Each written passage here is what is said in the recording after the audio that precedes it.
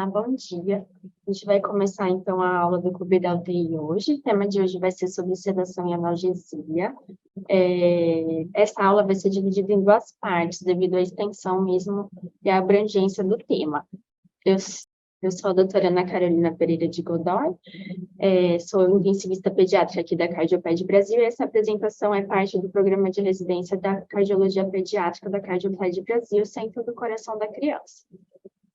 O objetivo da aula, então, é compreender os mecanismos de ação desses sedativos e analgésicos, qual é a aplicação deles, os efeitos que eles vão proporcionar no paciente, tanto os efeitos sedativos quanto os efeitos colaterais, além de saber aplicar as escalas de dor e as escalas de sedação e analgesia, visando um desmame precoce, analgesia adequada e evitando sinais de abstinência e delírio, né?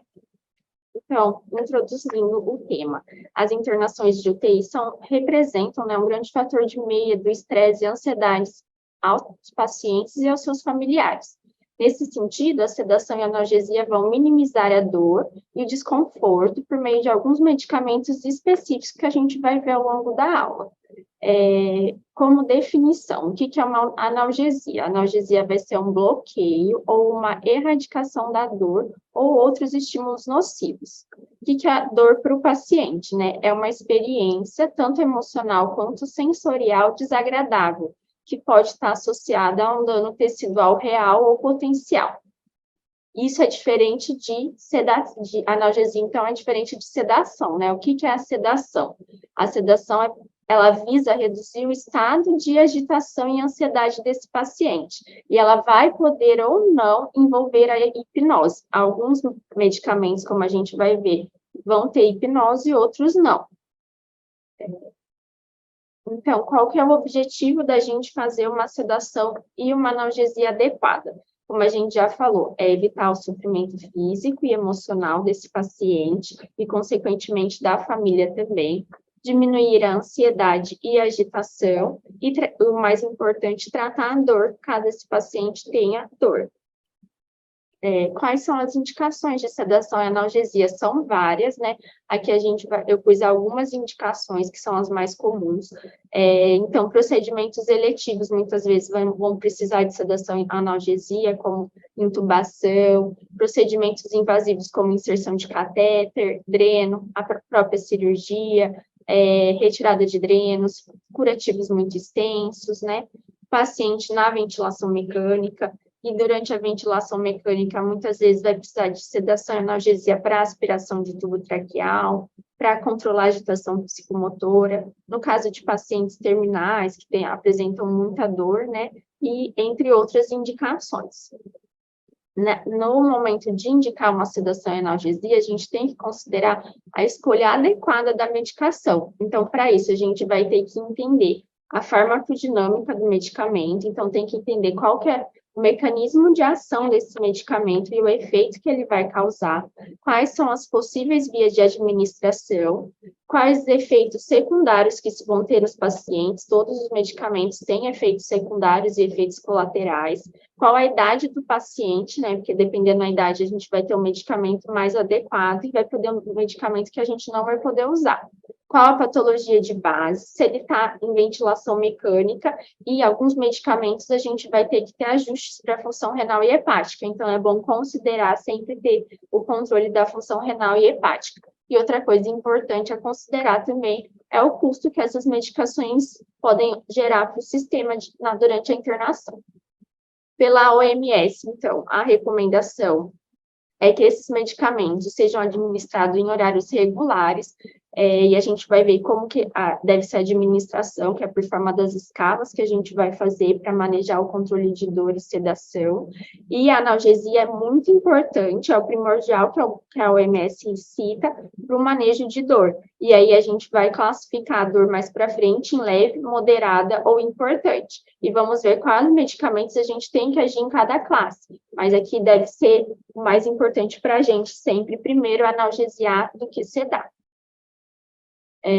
Além disso, os tratamentos não farmacológicos devem ser considerados, então a gente tem que considerar aí a musicoterapia, massagem, comunicação familiar, toque, todo esse contexto vai ajudar o paciente. E no contexto da unidade, é importante controle de ruídos, então, à noite tem que simular uma noite, né? A gente tem que ter menos barulho na unidade, evitar barulho de bombas, conversas paralelas, porque vai ajudar o paciente a ter um sono melhor, controlar a intensidade da luz, tanto de dia quanto de noite. O ideal é que de dia apareça um dia, então, se a gente tem a possibilidade de ter a luz do dia, né, com janelas, fica mais fácil da criança e do paciente, ou do paciente se orientar, e à noite tem que parecer com uma noite. Isso vai proporcionar um ciclo sono-vigília mais adequado, que é a maior dificuldade aí durante a internação dos pacientes na UTI.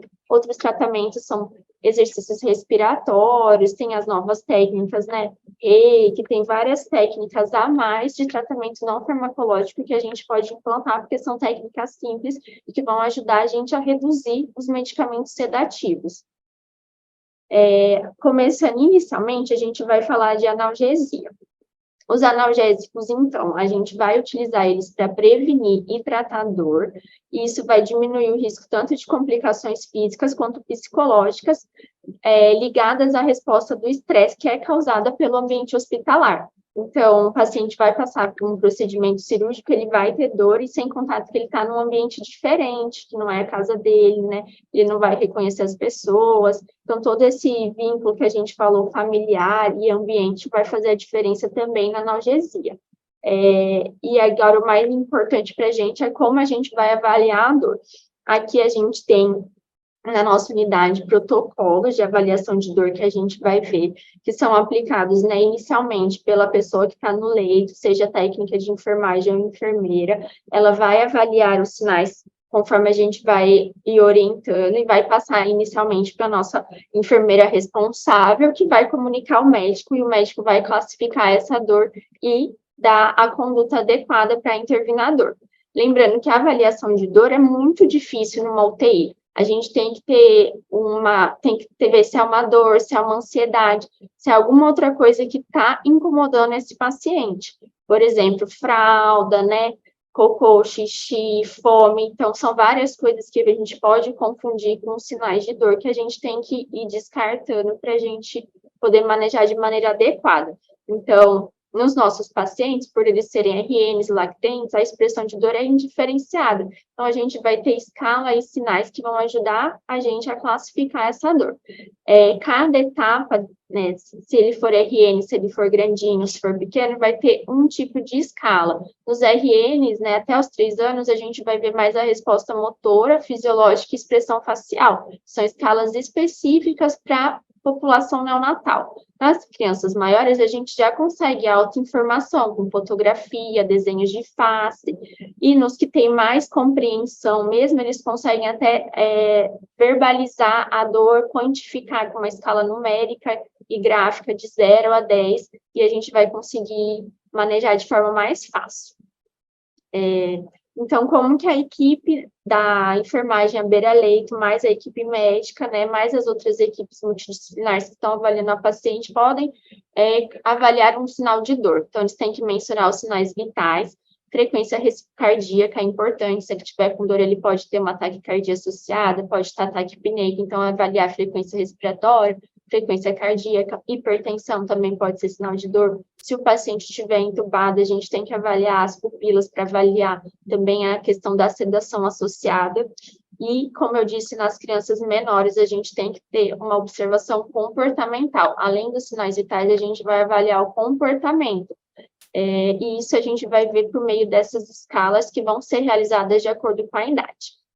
Aqui na nossa unidade, o nosso protocolo é que essa escala vai ser realizada pelo enfermeiro que está no leito, em pós-operatório imediato a cada 4 horas, pelo menos, e depois a cada 6 horas. Caso seja identificado um sinal de dor, a gente vai implantar uma conduta para tratar essa dor. Então, a gente realizou essa conduta pertinente, e essa escala tem que ser reaplicada após 1 hora até a cessação dessa dor. Então, a gente não pode deixar esse paciente com dor. Então, sempre que o enfermeiro ou o técnico que está à beira-leito identificar qualquer sinal de diferente no paciente que possa significar dor, ele tem que comunicar, né, a nossa enfermeira clínica e a equipe médica para a gente avaliar por meio dessas escalas.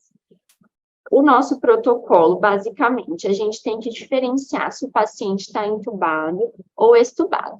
No paciente entubado, a gente avalia pela escala de Comfort. Nos pacientes extubados, a gente vai avaliar os pacientes sem alterações neurológicas para as escalas adequadas para a sua idade. Então, os recém-nascidos até 2 meses, a gente vai usar essa PIPT, que é uma escala para os pacientes neonatais. E nos recém-nascidos até 6 semanas, sem serem prematuros, a gente vai usar essa escala neonatal, que é a NIPS. A partir dos 5 anos, a gente já consegue ter escalas verbais e de face, e como eu disse, de 7 anos ou mais, em geral, a partir de 8 anos, eles conseguem fazer a escala numérica, eles conseguem quantificar a dor. Caso esses pacientes estejam estubados, mas com alterações neurológicas, a gente vai aplicar essa escala de Fleck, que é uma escala modificada. Começando, então, na escala de Comfort. A escala de Comfort é essa que a gente colocou aí, e ela vai ser, então, como eu disse, aplicada para os pacientes intubados. A gente vai ter que ver todos esses fatores que estão na tabela, pontuar, somar todos os fatores para avaliar tanto o grau de analgesia quanto o grau de sedação. Então, aqui a gente tem que ver o estado de vigília do paciente, primeiramente. Então, ele está acordado, muito agitado, então isso vai pontuar de 1 a 5. O estado de agitação, também pontuando de 1 a 5, se ele está calmo, ansioso, muito ansioso, em pânico, como que está a resposta respiratória. Então, aí ele tem tosse, ele consegue ter uma respiração espontânea frente à ventilação, tem uma tosse ocasional, está com uma respiração ativa ou está competindo com o ventilador com muita tosse. Então, isso tem outra pontuação. Os movimentos físicos, que é essa escala observacional, então a gente tem que ver se ele está se mexendo muito, como estão esses movimentos. A pressão arterial, a frequência cardíaca, o tônus muscular, então se ele está relaxado, se o tônus está reduzido, ou se o tônus está aumentado, ou se ele está muito, muito rígido, que aí vai pontuar uma pontuação maior. E o tônus facial, ver como que está a expressão facial desse paciente. Então, se o músculo facial está relaxado, está normal ou está muito contraído. Então, essa escala você vai somar e vai pontuar a escala, todos esses itens. Se essa pontuação for menor que 10, isso significa que o paciente está muito sedado. Então, a gente tem que reavaliar escalas, junto com as outras escalas de sedação que eu vou falar mais para frente, e considerar reduzir sedação. Se ele está entre 10 até uns 17 na pontuação, ele está confortável na ventilação. Então, ele não está com a sedação adequada e com a analgesia adequada. Se essa escala pontuar maior que 17, a gente tem que considerar que esse paciente pode estar com dor e considerar também a sedação inadequada. Então, aí tem que ser comunicado para a gente ter uma intervenção adequada nesses pacientes, no caso dos pacientes intubados. Aqui, no caso dos pacientes que são recém-nascidos. Essa escala, então, é para os recém-nascidos prematuros, que é uma escala modificada exatamente para os prematuros, até 2 meses de idade. Então, como que vai ser feita a escala? A gente tem que descobrir o paciente, tem que observar o paciente em repouso e avaliar todos os sinais vitais do paciente, desse recém-nascido, por pelo menos 15 segundos. Então, a hora que você descobre, você vai começar o procedimento e vai avaliar. Então, você vai avaliar se teve mudança na frequência cardíaca, mudança na saturação de O2, avaliar a questão da expressão facial, que é importante no recém-nascido. Então, avaliar se a testa está franzida, se os olhinhos estão espremidos, como que está o sulco, se está profundo ou não. E isso vai somar uma pontuação, que é a primeira parte do indicador. Então, você soma esse score e anota aqui no subtotal. Aí, as demais partes que você vai ter que somar junto com essa primeira parte é a idade gestacional, para considerar aí o grau de prematuridade que a gente está falando, se ele é maior ou igual a 36 semanas, se ele tem 32 a 35, de 6 mais 7, ou se ele tem de 28 a 31, ou menor que 28 semanas. Lembrando que os prematuros mais extremos vão ter pontuações maiores na escala. E aí, isso tem outra pontuação. O estado de alerta basal também desse bebê vai contar outra pontuação à parte. Então, você vai ver se ele está ativo e acordado, quieto e acordado, ativo mas dormindo, quieto ou dormindo. Vai somar esses 3 valores que você conseguiu e contabilizar nessa escala total. certo? Lembrando que você observou o neném por pelo menos 15 segundos em repouso e viu os sinais vitais. Depois que você fez o procedimento, você tem que ficar olhando o bebê mais 30 segundos para ver que se com esse procedimento de você ter descoberto o bebê e avaliado tudo isso, ele teve alguma mudança de indicador. Se ele teve necessidade de só com isso aumentar qualquer suporte de oxigênio, você já vai contar com mais 3 pontos nesse quesito. E aí, a gente somando todos esses pontos, a gente vai classificar, que nem com a pontuação. Uma dor leve vai ser até 6 de pontuação, uma dor moderada vai ser de 6 a 12, e uma dor intensa vai ser maior que 12. E aí, a gente vai tomar as condutas frente a essa escala. A escala, então, da neonatologia, sem ser os pacientes prematuros, é essa de NIPS, que vai considerar basicamente, né, que é o mais importante para o neném, a expressão facial. Então, a gente tem que ver se o neném está relaxado ou contraído, choro, como que tá os braços e as perninhas, se ele está mexendo muito, se está relaxado, se está durinho, está fletido, como que tá a respiração, e como está o estado de consciência, se ele está calmo ou se ele está desconfortável, irritado. E isso vai ter uma pontuação também, e a pontuação aqui máxima é de 7 pontos, e dor vai ser considerado com uma pontuação maior ou igual a 4. E aí a gente também tem que dar a conduta frente à escala de dor aplicada.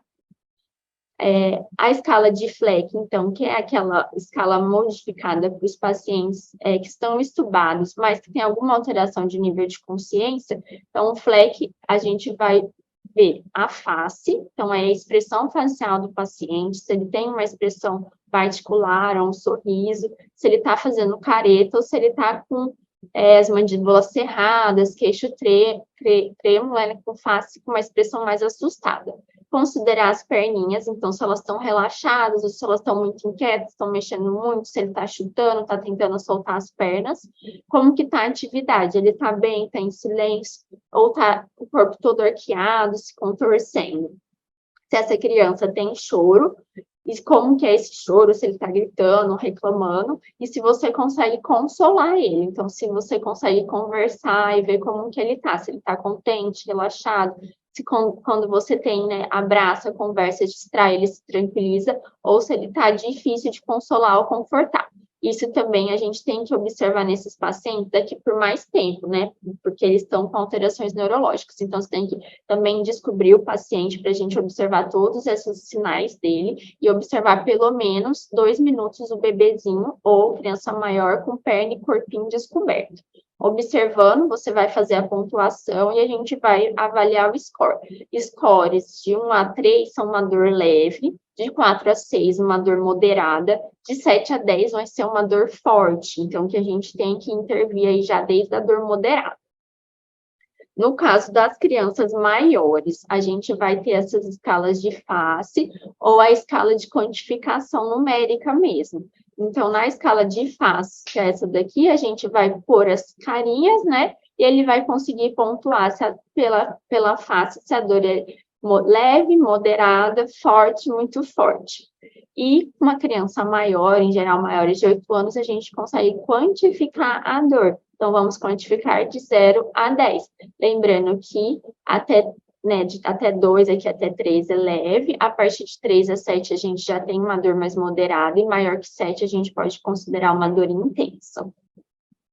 A hora que a gente aplica essa escala, a gente vai detectar a dor, então é o que a gente tem que fazer, né? Que nem eu já falei, a gente vai comunicar os responsáveis, né? Então, aqui na nossa unidade, as meninas comunicam a enfermeira clínica responsável e a equipe médica para a gente tomar as medidas adequadas. Então, inicialmente, tem que reforçar que as medidas não medicamentosas de conforto têm que ter sido realizadas em qualquer sinal de dor. Então, avaliar se o bebê não está com xixi, cocô, que precisa ser trocado a fralda, por exemplo, reposicionar no leito, às vezes ele está desconfortável, ver se não está com luz demais, conversar, orientar, ver se ele não está com fome, com sede, algum fator que possa estar interferindo e mimetizando, né, a dor. Então, às vezes é ansiedade, às vezes é fome, às vezes tem outros fatores que estão aí mimetizando essa dor que precisam ser ajustados primeiro, antes da gente tomar outra conduta. Tudo está ajustado, a gente vai classificou a dor ainda, a gente vai administrar o medicamento conforme a classificação de dor que vai ser feita pela essa escala aplicada. Então, como eu falei, a dor pode ser uma dor leve, moderada ou forte, severa. Nas dores leves, a gente vai tratar com os não opioides, que em geral que a gente tem mais de uso são o paracetamol, a dipirona e os anti-inflamatórios. Nas dores moderadas a severas, a gente pode associar então, medicamentos opioides, então sempre vai associando. Então, aqui tem vários exemplos que a gente vai falar, codeína, tramal, morfina, nalbuphina, e medicamentos mais fortes para umas dores severas, se não tiveram resposta a todas as medidas que a gente fez primeiro. Então, você vai ter que classificar a dor para avaliar a medicação mais adequada. Então, nas dores leves a moderadas, o que a gente mais vai usar, que geralmente a gente já deixa de horário aí no nosso pós-operatório de cardiopatia congênita, são o paracetamol e a dipirona. O paracetamol, então, ele é um inibidor da ciclooxigenase, ele vai dar um efeito de analgesia, mas sem ação anti-inflamatória. Aqui, o maior risco do paracetamol é a hepatotoxicidade, então, ele não pode ser realizado em pacientes com insuficiência hepática.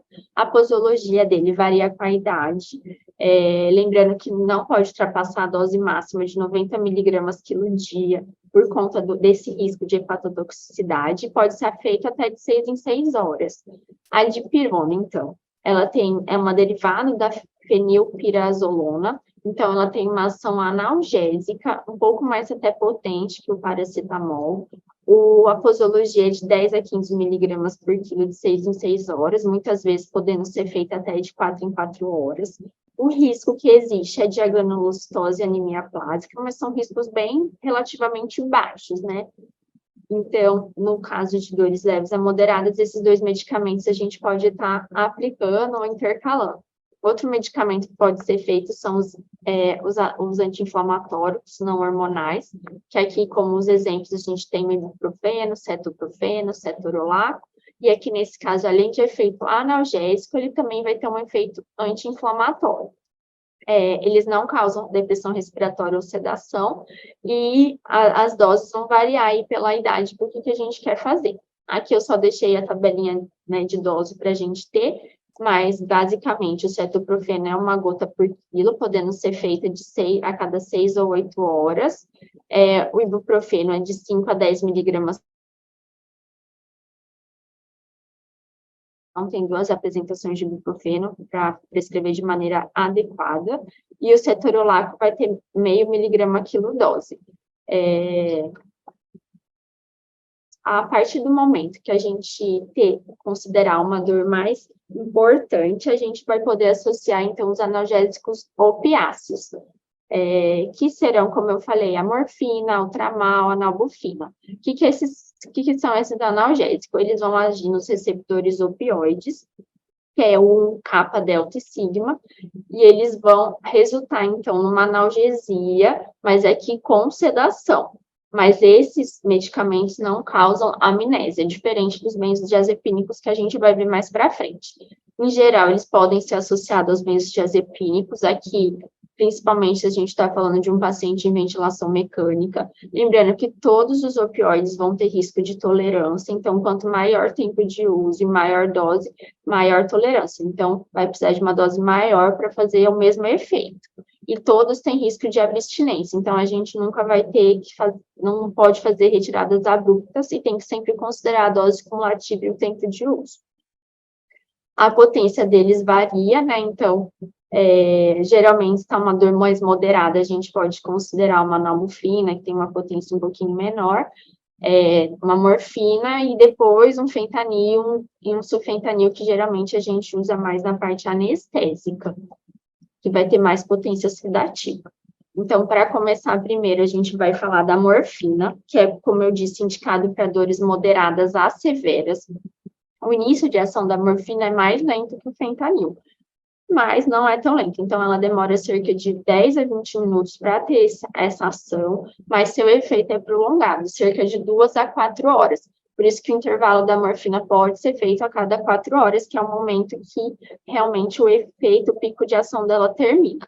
A administração da morfina de forma endovenosa pode causar liberação de histamina e venodilatação. Então, a gente tem que ter cuidado, que um dos efeitos colaterais dela é a hipotensão, além de outros, né, como depressão respiratória, bradicardia, que a gente vai ver. Ela pode ser feita de forma endovenosa, tanto em bolos, ou seja, a gente vai pôr em bomba em 15 a 20 minutos, ou de forma contínua na bomba. E tem a aplicação via oral, que a gente acaba não fazendo muito aqui, mas que é bem eficiente. E a absorção é boa também, então vale a pena fazer.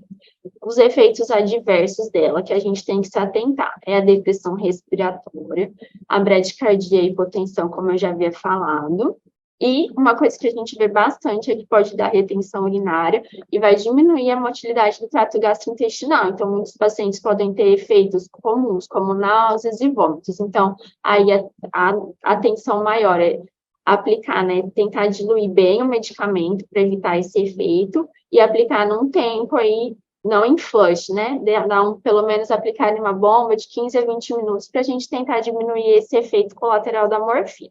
A dose é de 0,05 a 0,1, podendo ser feita de 6 em 6 ou 4 em 4. Como eu disse, o efeito dela passa em 4 horas.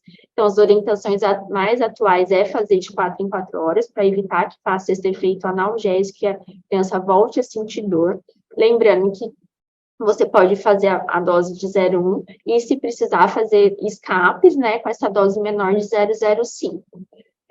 A infusão contínua, então, é de 0,02 a 0,04 miligramas quilhora e também pode ser feito. E lembrar da possibilidade da morfina via oral. Outra opção aí que a gente tem é o tramadol, que é um pouquinho menos potente que a morfina, então nas dores moderadas ele pode ser considerado antes da realização da morfina. Ele é um opioide atípico que está associado, estruturalmente relacionado à codeína. No caso de pacientes com convulsões ou traumas, tem que evitar, porque ela reduz o limiar convulsivo, então você vai ter mais risco aí de uma crise convulsiva. Como eu falei, dores leves a moderadas, mas mais para essas moderadas. Tem a apresentação também via oral como via endovenosa e efeitos colaterais a todos os opioides. Então, basicamente, todos os opioides vão ter esse efeito em trato gastrointestinal, de náuseas, vômitos, diminuição de motilidade, retenção urinária, pelo efeito de ação ser semelhante, né? Outro medicamento é a nalbuphina, que também, né, tem uma potência um pouquinho menor que a da morfina, mas ela é um analgésico tão potente quanto a morfina. Então, é uma indicação a ser considerado um medicamento bom, que não tem tanta instabilidade hemodinâmica. O principal efeito colateral dela é náuseas e vômitos e depressão respiratória. A dose vai ser de 0,1 miligramas por quilo a cada 4 horas, semelhante à morfina mesmo. E a única cautela nesse tipo de medicamento é com lesões de pressão intracraniana aumentada. Então, pensar nos TCEs, nessas crises convulsivas, a gente tem uma parcimônia aí para o seu uso. E o fentanil, que é o nosso medicamento mais potente, que a gente acaba usando na unidade no sentido de opioide, ele é 100 vezes mais potente que a morfina. Ele tem um efeito de ação muito rápido, então o pico de ação dele vai ser em torno de 2 a 4 minutos. Então, você fez o medicamento, ele vai ter a resposta rápida, só que ele tem uma curta duração em comparação com a morfina. A morfina tem aquele efeito que pode durar de 2 a 4 horas, o fentanil vai durar cerca de 30 minutos se a gente fizer em bolsa. Aqui lembrar que todos os opioides têm esse efeito de tolerância, mas o fentanil tem mais, então é muito relacionado a dose dependente e tempo dependente. E o que é esse efeito? Quer dizer que cada vez que o paciente, conforme o tempo, né, o paciente vai precisar de doses maiores para ter o mesmo efeito que ele tinha anteriormente na dose mais baixa. Então, tem que considerar a tolerância, tem que tomar cuidado aí com o tempo prolongado de uso. E lembrar também que o fentanil, ele tem um acúmulo em tecido adiposo. Então, considerar aí nos pacientes mais obesos, com cuidado, né? Porque ele vai ficar no tecido adiposo. Ele tem maior estabilidade hemodinâmica, então ele não tem, apesar dele ter o risco de fazer hipotensão e depressão respiratória menos que os outros, mas tem esse risco. Os efeitos adversos mais comuns que a gente tem é a rigidez torácica, né? E a retenção urinária, como todos os outros medicamentos, opioides, ele vai poder ter redução de motilidade de trato gastrointestinal, né, náuseas, vômitos. A retenção urinária, como eu falei, depressão respiratória e hipotensão. Ele pode ser feito, então, em bolos, para analgesia imediata, né? E pode ser feito de forma contínua, que é a forma que a gente mais usa. Pode ser administrado tanto na via endovenosa, quanto intramuscular, quanto intranasal. Lembrando que a dose intramuscular e EV são semelhantes. Então, a gente pode, de forma intermitente, fazer uma dose de 1 a 2 microgramas por quilo e contínua começar de meio a 2, podendo chegar até 4 microgramas por hora. Lembrando que o ideal é a gente sempre começar com doses mais baixas, vendo a necessidade do paciente e aumentando com o tempo, exatamente por esse efeito a longo prazo de tolerância do fentanil.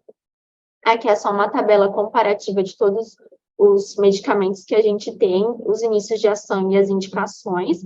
Então, reforçando, né, a morfina, ela tem um início de ação um pouquinho mais lento, mas com uma duração maior. Ela vai ser importante no sentido aí da dor aguda ou crônica moderada a importante. E tem esse efeito importante de náuseas e vômitos. O fentanil então, 100 vezes mais potente que a morfina, vai poder ser usado na dose EV, IM e até intranasal. O início de ação é muito rápido, mas a duração dele também é mais rápida, de no máximo 30 minutos, e aqui é para umas procedimentos mais dolorosos e curtos, né? E lembrar da eliminação prolongada por acúmulo subcutâneo, a tolerância que ele pode dar, né? Só que ele tem melhor tolerância hemodinâmica. Não aplicar de maneira rápida, né? Então, aqui a gente põe em bombo fentanil quando a gente vai fazer em bolos, pelo efeito aí da rigidez torácica, principalmente associada à rápida administração.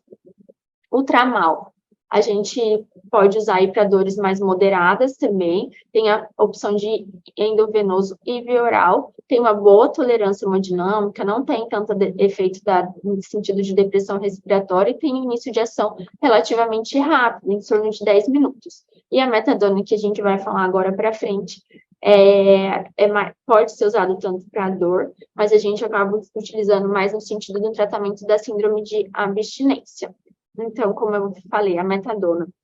Aqui a gente usa mais para síndrome de abstinência, visando o desmame do fentanil contínuo em pacientes, por exemplo, em ventilação mecânica ou em ventilação não invasiva, que estão usando esse medicamento há muito tempo. Ele tem pouquíssimos efeitos hemodinâmicos. A administração dele vai ser bioral ou interal, né, por meio de sonda. A gente pode ter a dose variando de 0,1 a 0,2 miligramas quilodose, podendo ser feito de 4 em 4 horas ou de 6 em 6 horas. Lembrando que a dose máxima total não deve passar de 10 miligramas. E aqui, reforçar a importância dele como tratamento de abstinência. Então, tem que realizar a escala de sedação e analgesia beira-leito, que a gente vai falar mais para frente, que a escala que a gente aplica aqui é o RAS. Desmamar, se eu iniciei o fentanil para abstinência, tá no objetivo de desmamar a sedação endovenosa, então a gente tem que desmamar o fentanil a cada dose de metadona, e esse desmame tem que ser lento, a gente nunca pode retirar uma medicação de forma abrupta. Então, aqui a gente costuma reduzir 20% a cada dose de metadona do fentanil. Os outros medicamentos relacionados à sedação e analgesia são os dissociativos. Então, a gente tem a ketamina. Ketamina é um derivado da fenilciclina, que é antagonista do receptor NMDA. Ele é um agente dissociativo, ou seja, ele vai ter um efeito analgésico e sedativo, mas também vai causar amnésia. Ele, em relação aos outros medicamentos, tem grande estabilidade hemodinâmica, aí tem a opção da ketamina, da testostetamina, que mostra ter maior estabilidade hemodinâmica, é muito indicado para procedimentos invasivos, como intubação, troca de curativos, passagem de acesso venoso central, porque a ação dele é rápida, de 30 a 60 segundos, e o efeito também não é tão demorado. A dose, geralmente, a gente faz de 1 a 2 miligramas por dose de forma intermitente, podendo fazer também uma infusão contínua, que não é tão comum. E lembrando, se a gente for iniciar a ketamina em infusão contínua, não evitar mais de 48 a 72 horas pelos efeitos colaterais importantes que ela vai fazer nesse sentido, e a dose M considerar uma dose dobrada pela absorção errática que tem. Então, a gente pode fazer a mesma dose ou uma dose dobrada. Os efeitos colaterais mais comuns, né, são as alucinações, nistagmo, dilatação pupilar, lacrimejamento. Ele é broncodilatador, então ele vai dar bastante cialorreia e laringoespasmo. Para os asmáticos é bom, e ele pode aumentar a pressão também.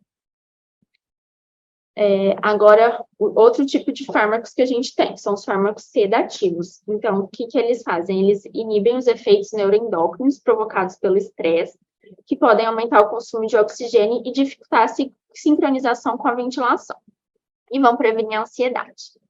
Os mais utilizados são os benzos, o propofol e o barbitúrico. Aqui a gente vai falar dos benzodiazepínicos. O maior exemplo de benzodiazepínico é o midazolam. Ele está ligado nessa subunidade do receptor GABA no sistema nervoso central, então, por isso que ele vai reduzir a dor, né?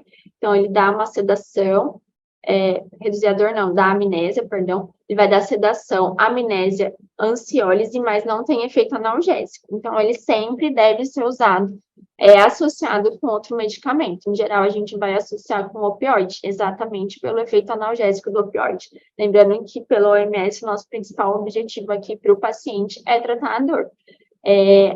Os benzodiazepínicos, em geral, vão ter efeitos hemodinâmicos importantes, então eles vão dar hipotensão e depressão cardíaca, e vão ter maiores efeitos de tolerância, abstinência e delírio.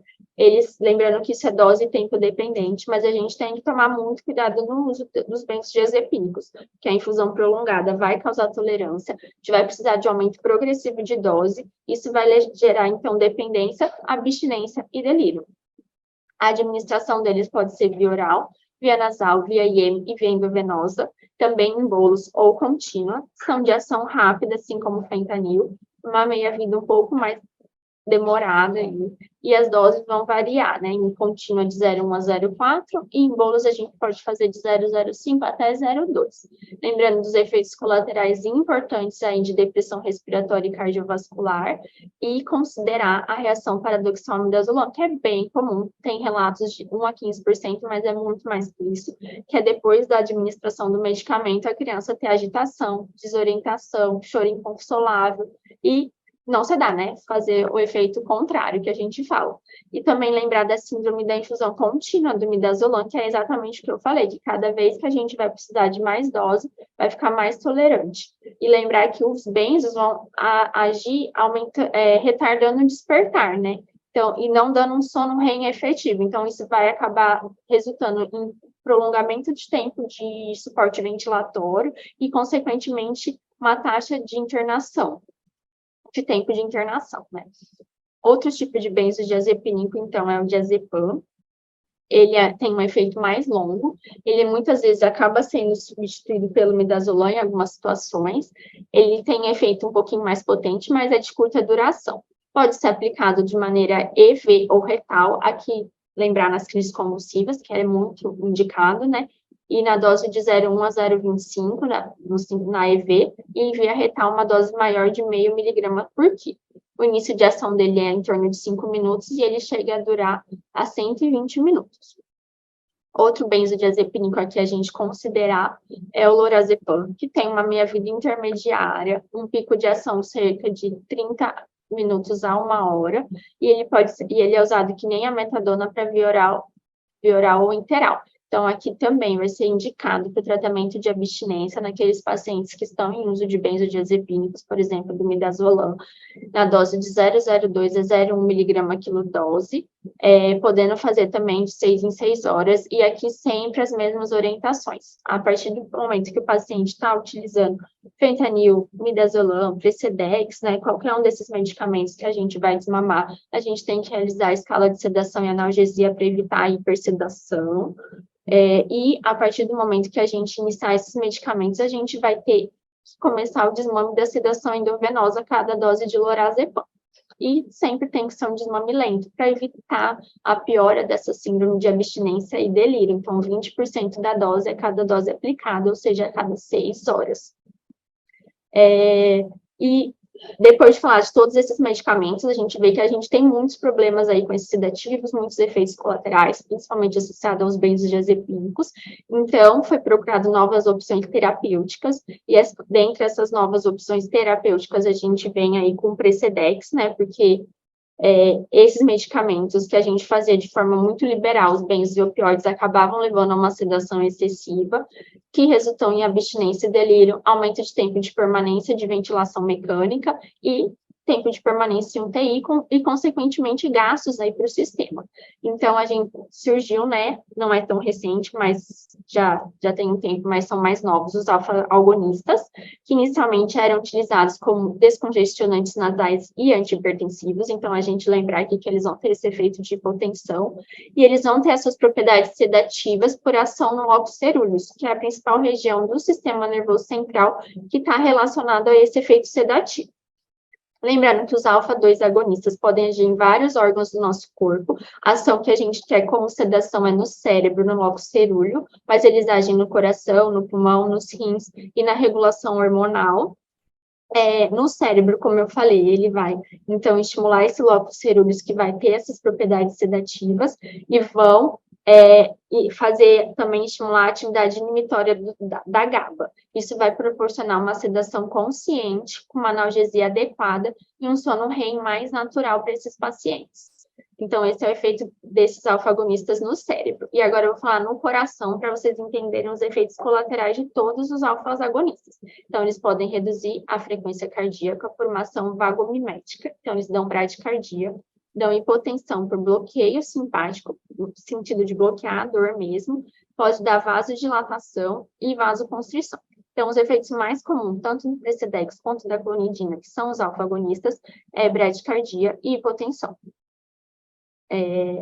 Falando primeiramente da clonidina, ele é um agonista seletivo do receptor alfa-2, ele vai ter como propriedade, então, de reduzir esses níveis de catecolaminas circulantes, então isso vai melhorar a dor, além de ter um efeito antihipertensivo, como a gente já falou. Então, ele vai ser antihipertensivo, analgésico, sedativo, hipnótico e ansiolítico, e vai ser dose dependente. Ele tem como vantagem, né, em relação aos outros sedativos, eles não produzem depressão respiratória, eles vão potencializar os efeitos dos outros fármacos sedativos, então eles podem usar em associações, eles vão facilitar os desmames de opioides e do Precedex também, que é um dos usos da clonidina, e ele tem, em relação ao Precedex, ele tem muito mais baixo custo.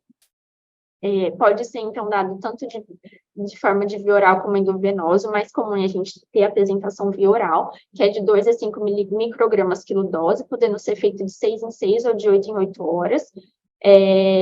O início de ação é de cerca de 30 a 60 minutos e ele dura em torno de 3 horas. Lembrando que essa meia-vida depende com a idade, podendo durar até um pouquinho mais.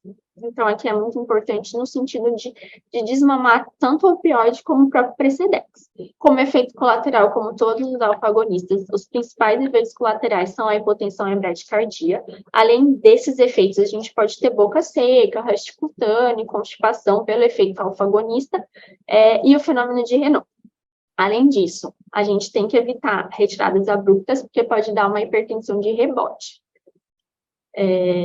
Então, são fármacos bastante seguros, principalmente aí em uso via oral, em sinergismo tanto com os benzodiazepínicos quanto os opioides, eles vão potencializar o efeito sedativo desses medicamentos, e eles, em pacientes hemodinamicamente estáveis, eles também não causam instabilidade hemodinâmica. Então, aqui tem importância a sua utilização no desmame de pacientes aí com altas doses de opioides ou tempo prolongado de sedativos, tanto para evitar a síndrome de abstinência como delírio. Então, a gente sempre tem que iniciar eles antes de iniciar o desmame, como a gente vai falar na próxima aula.